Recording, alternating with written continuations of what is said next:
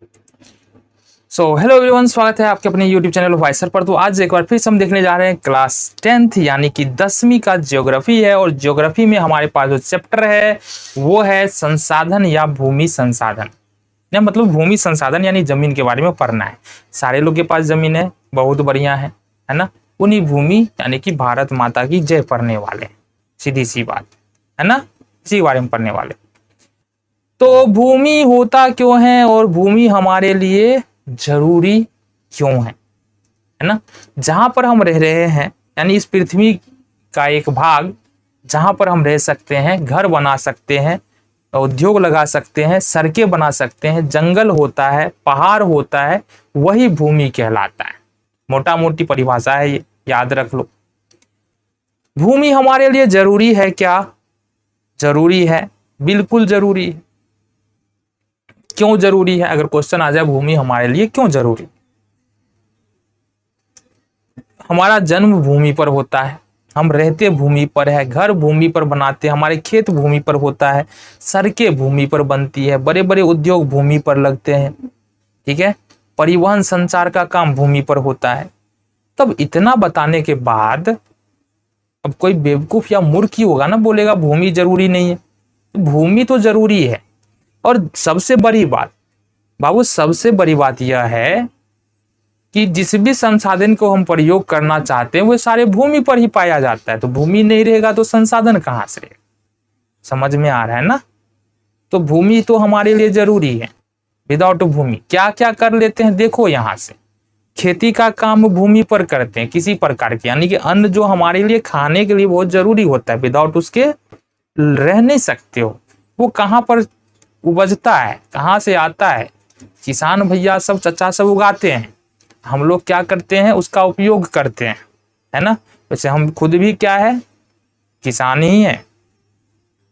मवेशी कहाँ पर होता है? भूमि पर होता है। और साथ ही साथ जो है मवेशी का जो चारा होता है वो भी भूमि पर होता है। बताओ भूमि जरूरी कि नहीं? फिर बोलोगे बिल्कुल जरूरी है। अच्छा, तालाब कहाँ पर होता है? भूमि पर होता है। तालाब में क्या क्या पाया जाता है? मछलियां पाई जाती है, यानी मछली पालन के लिए भी भूमि क्या है? जरूरी है। भी समझ में आ गया भूमि क्या है?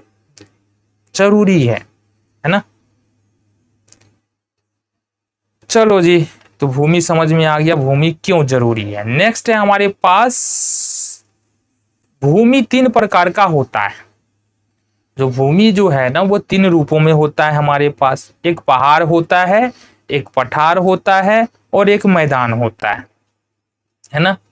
किसको पहाड़ बोलेंगे, किसको पठार बोलेंगे, किसको मैदान बोलेंगे? कुछ ना कुछ तो पैमाना होगा मापने का, ये तो पता करना पड़ेगा। अदरवाइज पहाड़ को पठार, पठार को मैदान, मैदान को पहाड़ कर देंगे तो राय का पहाड़ बन जाएगा। चलो जी आगे देख लेते हैं। धरातल का विशिष्ट यानी कि विशेष रूप जो अपने आसपास की जमीन से पर्याप्त ऊंचा होता है और जिसकी ऊपरी भाग चौड़ा और सपाट हो, पठार कहलाता है। मतलब जमीन से उठ गया लेकिन नुकीला नहीं है ना, नुकीला नहीं है ना। जमीन से ऊंचा होता है, कितना 600 मीटर तक ऊंचा हो सकता है, लेकिन नुकीला नहीं होगा वो। अब नुकीला नहीं होगा तो क्या हो जाएगा? वो पठार हो जाएगा। यहाँ पर देखो पठार का यहाँ पर पिक्चर भी लगाए हुए हैं ताकि समझ में आ जाए, समझ के जाओ। यहाँ से ये बात समझो, है कि नहीं? पठार समझ में आ गया, दिख रहा है ना पिक्चरवा में। पठार ऐसा ही होता है, जमीन से ऊंच होता है और लेकिन नुकीला नहीं होता है। अब बहुत ज्यादा ऊंचा भी नहीं होगा, ये भी बात समझ लो, उसको हम पठार बोलेंगे। अहिया देखो नीचे भी है पठार, यहाँ पर भी क्या है? पठार ही है। पठार समझ में आ गया। पर्वत के बात कर ले, पर्वत के इस पार, हाँ पर्वत किसको बोलते हैं? पठार समझ में आ गया। जमीन से ऊंचा होगा, 600 मीटर तक की ऊंचाई हो सकती है, लेकिन सरपट होगा यानी नुकीला नहीं होगा। ऐसा नहीं बहुत ज्यादा ऊंचा बीच से निकल गया, ऐसा नहीं होगा। पर्वत किसको बोलेंगे? पर्वत एक ऊंचा नुकीला संरचना है, जबकि पठार एक ऊंचा क्षेत्र वाला ऊंचा क्षेत्र। अब पर्वत की ऊंचाई ज्यादा होती है पठार की तुलना में, ये बात अधिकतर पर्वत पठार की तुलना में ज्यादा ऊंचा होगा और नुकीला होगा, यानी एकाएक जो है ये इस तरीके से कोण बना लेगा। ठीक है, चलो जी कुछ और देखना। एक विस्तृत समतल भू क्षेत्र जिसकी ऊंचाई सामान्यतः कम होती है, सामान्य सागर तल से 150 मीटर तक ऊंची तथा समतल विस्तृत भूखंड मैदान कहलाता है। अब मैदान के बारे में तो समझो ही मत, ये तो ऐसे ही समझ में आ रहा है बाबू। तो समझ में आ गया। पठार किसको बोलेंगे? जो जमीन से ऊंचा होगा, अपने आसपास के क्षेत्र से ऊंचा होगा, लेकिन बहुत ज्यादा ऊंचा नहीं होगा और ना ही नुकीला उस तरह से निकलेगा कुछ भी, तो ये पठार कहलाएगा। पठार की ऊंचाई 600 मीटर तक हो सकती है।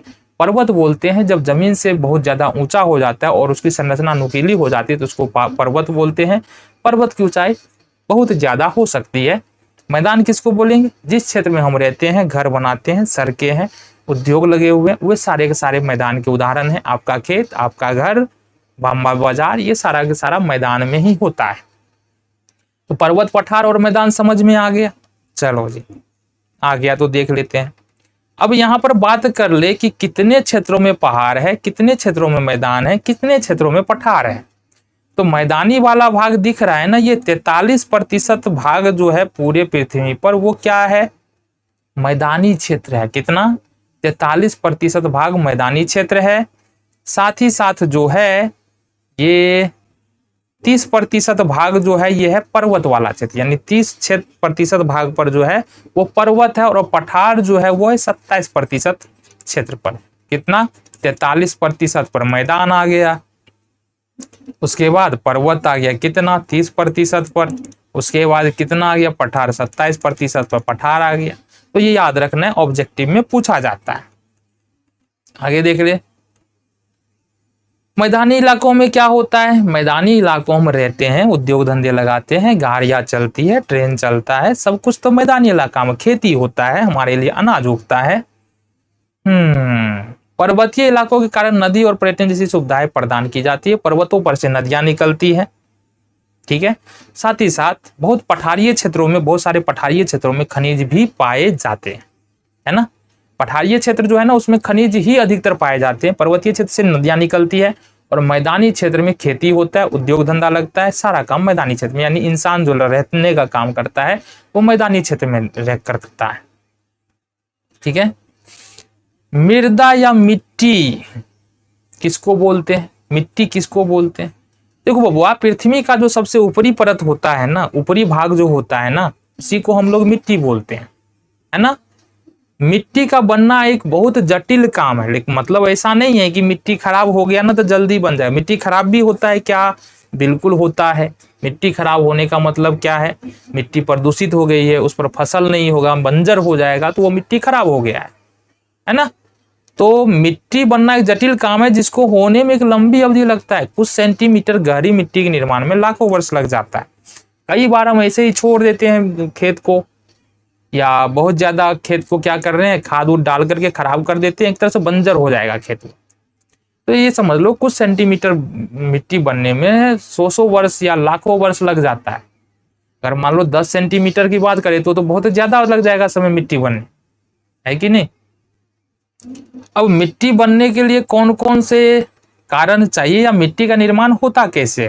चट्टानों के टूटने फूटने तथा भौतिक एवं रासायनिक जैविक परिवर्तनों से मिट्टी का निर्माण होता है। इसको हम डिटेल में समझ लेते हैं। आओ जरा मिट्टी निर्माण के महत्वपूर्ण कारक में। देखो बाबू, सबसे पहला बात, मिट्टी निर्माण में उच्चावच काम आता है। उच्चावच मतलब क्या हो गया? कभी ऊंचा कभी नीचा। मान लो पर्वत पे से, है ना, पहाड़ के ऊपर से कोई पत्थर गिर रहा है और साथ ही साथ पानी भी गिर रहा है, तो दो बात यहाँ पर होगा। एक तो पत्थर गिरने के क्रम में जो है ना टुकड़ों टुकड़ों में बटेगा, साथ ही साथ पानी जब उस पर पड़ेगा पत्थर पर तो उसमें से भी टुकड़ा निकलेगा।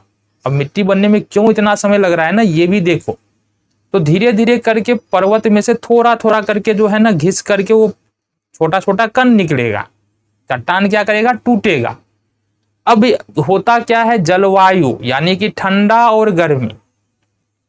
मान लो किसी पत्थर पे पानी पड़ा, ठीक है, पानी में, फिर गर्मी का मौसम आया, वो पानी बिल्कुल सूख गया, तो एक वो नहीं हुआ। अच्छे पत्थर में पानी जाता है क्या? जाता है, थोड़ा ना थोड़ा पानी तो जाएगा अगर पत्थर को पानी के अंदर रखेंगे तो। अब अगर पत्थर में पानी गया तो पत्थर फैलेगा, मान लो नदी सूख गया, नदी में पत्थर है, नदी सूखा तो पत्थर क्या हुआ, फिर सिकुड़ेगा, फिर बारिश होगा, फिर पानी आएगा, पत्थर फैलेगा, फिर सिकुड़ेगा। इस तरीके से करते करते पत्थर जो है वो आने वाले 10, 20, 50 साल में क्या होगा, टूट जाएगा। 50 साल लग जाएंगे, इसलिए मिट्टी के बनने में इतना समय लगता है। नहीं, हाँ 50 साल तो लगेंगे। उसके बाद देख लो वंशपति, तो समझ में आ गया पत्थर टूटने से मिट्टी कैसे बन रहा है ना, हाँ समझो। तो यहां पर देख लो वंशपति, वंशपति मतलब पेड़ पौधा, इसका पत्ता टूटता है, लकड़ियां इसकी डालियां टूटती है, नीचे जमीन पर गिरता है, सूक्ष्म जीव जमीन में पाया जाता है जो इसको क्या करता है, खा खा के सरा सरा के खत्म कर देता है और इसको मिट्टी में बदल देता है। जैव पदार्थ, जितना भी जैव पदार्थ है मतलब हमारे जो जीवों के शरीर से मिलता है, जो सजीव से मिलता है, उसको जैव पदार्थ करते हैं। वो सब सर गल के, और सूक्ष्म जीव जो है ना, छोटे छोटे सूक्ष्म जीव, बौआ जीव छोटका, वो हम लोग क्या करता है ना, जो भी फेंकते हैं ना उसको सराहने में मदद करता है। मान लो कोई छोटा सा जीव मर गया या बड़ा जीव मर गया तो उसको मिट्टी में कन्वर्ट करने में कौन सहायता करता है, अपघटक तो सहायता करता है ना। अपघटक कौन होता है, वो छोटा छोटा जीव होता है, अगर वो भी नहीं रहेगा तो भी मिट्टी नहीं बनेगा, ये भी बात समझो, ठीक है। और खनिज, कौन और समय, अरे इसके अलावा खनिज भी महत्वपूर्ण। और दूसरा बात है समय, समय तो बहुत ज्यादा लग जाता है मिट्टी बनने में, इसलिए हम समझ में आ जाता है ना कि समय, मिट्टी के बनने में बहुत ज्यादा समय लग जाता है ना। क्या क्या कारण था, उच्चावच यानी कि ऊंचाई नीचाई, चट्टान यानी कि जो भी पत्थर है वो, तीसरा है जलवायु यानी कि ठंडी और गर्मी मिट्टी बनने में सहायता करता है, इसके वनस्पति यानी कि जंगल, जैव पदार्थ यानी छोटे छोटे जो बड़े बड़े जीव है वो भी मिट्टी के बनाने में सहायता करता है। इसके अलावा कुछ और बातें हैं जो मिट्टी के निर्माण में सहायता करती है। उसके बाद है मौसम में बदलाव, यानी ठंडी से गर्मी हो गया, गर्मी से बरसात हो गया, तो अभी बता दिए ना क्या फर्क पड़ेगा, किसी भी वस्तु को पानी पड़ेगा तो वो फैलेगा, जब पानी खत्म होगा उसमें तो वो सिकुड़ जाएगा। एक तो ये हो गया। हवा की गति, यानी कि हवा कितना तेज है कितना स्लो है, इस पर भी डिपेंड करेगा कि मिट्टी जो है वो कितना समय में बन रहा है। और हिमनद, यानी कि हिमनद का मतलब क्या होता है, बर्फ बर्फ बर्फ बर्फ जब गिरता है ना, बर्फ नदियां बन जाती है तो उसको हिमनद बोलते हैं। तो हिमनद, ये कुछ कारण है जो मिट्टी के बनने में सहायता करती है। इस प्रकार से हम क्या देख रहे हैं, मिट्टी के बनाने में ऐसा नहीं है कि सिर्फ निर्जीव पदार्थ ही योगदान देता है, सजीव और निर्जीव दोनों प्रकार के जो है वो, सजीव और निर्जीव दोनों मिलकर के मिट्टी का निर्माण करते हैं। मतलब हम लोग भी मिट्टी का निर्माण करते हैं, जो छोटे जीव है वो भी करते हैं, सहायता करते हैं मिट्टी बनाने में। मिट्टी बनने में बहुत लंबा समय लग जाता है। चलो जी, भारत में पाए जाने वाली मिट्टियों के प्रकार, ठीक है, इसके बारे में पढ़ना है। उत्तर भारत का मैदान पूर्ण रूप से जलोढ़ मिट्टी से बना हुआ है। उत्तर भारतीय मैदान जो है ना, वो पूरी तरीके से जलोढ़ मिट्टी से बना है। हिमालय की 3 महत्वपूर्ण नदी प्रणालियों सिंधु, गंगा और ब्रह्मपुत्र द्वारा लाए गए जलोढ़ के निक्षेप से बने हुए। जब हिमालय से नदी निकलती है ना, गंगा, सिंधु और ब्रह्मपुत्र, ये 3 नदी निकलती है और अपने साथ जो बहा करके लाती है ना कचरा, जो कचरा हो गया, पत्थर हो गया या पत्थर का छोटा छोटा कण हो गया, उसको जो बहा कर लाती है उसी से जलोढ़ मिट्टी का निर्माण होता है। ये समझ लिया हमने। जलोढ़ मिट्टी का विस्तार कहां पर है, राजस्थान और गुजरात में है। संकरी पट्टी के रूप में जलोढ़ मिट्टी का विस्तार है। पूर्वी तटीय मैदान स्थित महानदी गोदावरी, कृष्णा और कावेरी नदियों द्वारा निर्मित डेल्टा भी जलोढ़ मिट्टी का है। यानी कि पूर्वी तटीय मैदान में देखेंगे महानदी गोदावरी और कृष्णा नदी, कावेरी नदी भी जलोढ़ मिट्टी का निर्माण करता है। ठीक है, आगे देख लेते हैं। भारत में लगभग 6.4 हेक्टेयर क्षेत्रफल जलोढ़ मिट्टी पर है, यानी कि कुल जो क्षेत्रफल है जलोढ़ मिट्टी का 4.6 करोड़ हेक्टेयर, यानी बहुत ज्यादा है।